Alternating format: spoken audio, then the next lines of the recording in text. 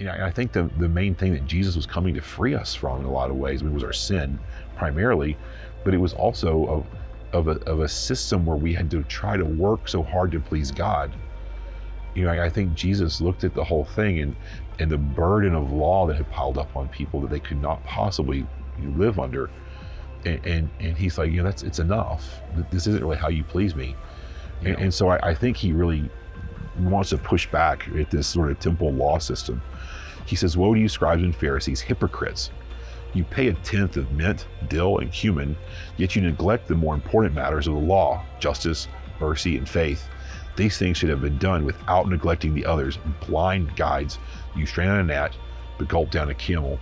What he's talking about here is the fact that people tended to have herb gardens. Like most people here, even till now, lots of people have these things.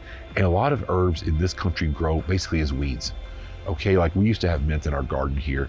Literally, once you plant it, you water it periodically or don't, and it grows like crazy. Like mint just proliferates here.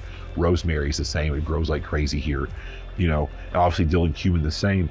And so if you're making a glass of hot tea, we would go out and break a sprig off and chunk it in the tea, and it makes the tea have a nice minty flavor, which we enjoyed.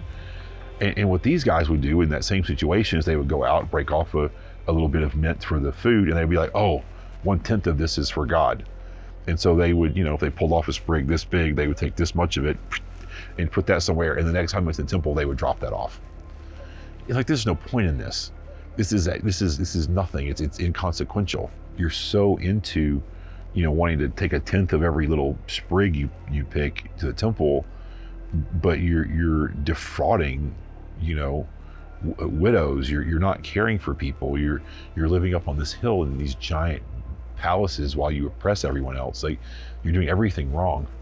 That's basically what he's saying to them. Hey, thanks so much for watching this video. If you enjoyed that, go ahead and like and subscribe. It really helps us build our channel, which is what we're trying to do. And then if you just can't get enough, head over to thelandinthebible.com where you can subscribe for premium content. Your support there allows us to create more content, travel all around the world and film Bible sites and create those Bible studies that you can enjoy.